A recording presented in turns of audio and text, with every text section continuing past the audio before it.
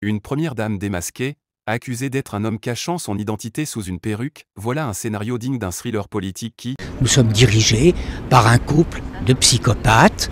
Donc là, ça suffit, on n'accepte plus d'être pris pour des cons. Ils ne peuvent pas comprendre que des adultes obéissent à des menteurs. Donc les Françaises et les Français éveillés prennent leur destin en main pour dire nous n'acceptons plus d'être manipulés 24 heures sur 24 avec des mensonges. Donc là, c'est un des éléments qui permet de déclencher la vérité qui nous rendra libres. La France est secouée par une révélation qui prend des allures de scandale d'État.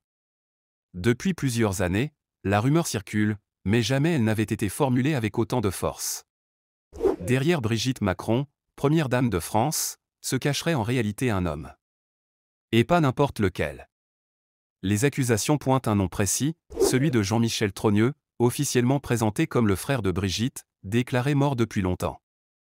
Mais selon les révélations qui explosent aujourd'hui, cet homme n'aurait jamais disparu.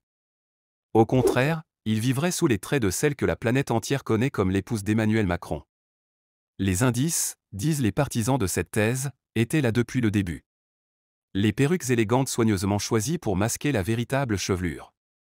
La démarche, raide et peu naturelle, qui n'a jamais correspondu à la souplesse féminine. La carrure, la morphologie, les traits physiques parfois trop marqués, autant de signes que beaucoup avaient remarqués sans oser les interpréter. Désormais, ces détails prennent une autre dimension. Pour certains, ils prouvent que Brigitte Macron n'a jamais été une femme, mais bel et bien un homme travesti en première dame. C'est une rumeur extrêmement gênante pour notre pays, pour l'image de notre pays, puisque ce couple en fait se met en scène et a fait beaucoup de couvertures de journaux depuis au moins 2017. Donc ce couple incarne la France, qu'on le veuille ou non. Et donc ce doute sur son identité de genre, en l'occurrence, est quelque chose qui enfle comme une vilaine rumeur, et qui enfle notamment beaucoup aux États-Unis avec Candace Owens qui en parle beaucoup. Donc je voudrais que... Enfin, on est plusieurs à demander à Mme Macron de nous aider à éteindre cette rumeur pour enfin pouvoir passer à autre chose. Et puis arrêter aussi de fragiliser ainsi notre pays. Soit c'est une femme biologique et alors vous montrez vos constats de maternité, je ne sais pas quoi. Soit vous êtes une personne différente, ce qui pour nous serait un honneur parce qu'enfin on aurait une personne différente à la tête de l'État qui pourrait montrer au monde entier qu'on est capable d'être différente et de faire des choses formidables. Et donc, mais il faut le dire, mais pourquoi rester dans le flou et l'ambiguïté? Parce que je le répète, ça porte préjudice à toutes sortes de gens, dont moi la première. Il y a deux solutions, une plus indélicate, je comprends en tant que femme que c'est quand même très désagréable de subir un examen, on va dire, gynécologique. Ça, très peu de femmes courent après, je comprends, et des hommes d'autant plus. Et ou le fameux test ADN qui est quand même beaucoup moins engageant, et je pense que ça aiderait de manière très concrète à mettre un stop direct à cette rumeur qui est quand même qui est quelque chose, une ombre sur notre pays. Après tout, elle a le droit d'être ce qu'elle veut. Je veux dire, le problème n'est pas là. Mais éclaircissons la situation. Hein? Maintenant, on va partir aux États-Unis faire des procès au monde entier aux frais du contribuable français. Pourquoi faire? Il y a quelque chose que je ne saisis pas là. Qu'est-ce que tu penses de la plainte justement de Macron contre Candace Owens?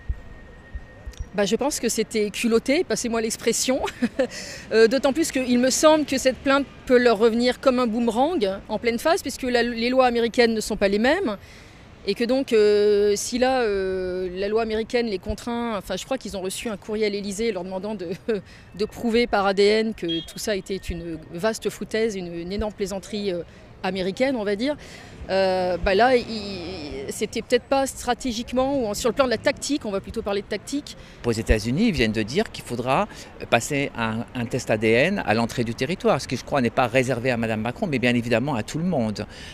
Mais si elle le fait en allant aux États-Unis, pourquoi elle ne le fait pas là? Et pourquoi elle ne l'a pas fait depuis des mois et des mois? Natacha Ray est en train pratiquement de perdre la vie, Mme Roy a été mise à mal, j'en oublie sûrement beaucoup qui se sont impliqués dans cette affaire. Pourquoi faire tout ça si on peut passer une expertise et dire je suis soit A, soit B, je l'assume et voilà.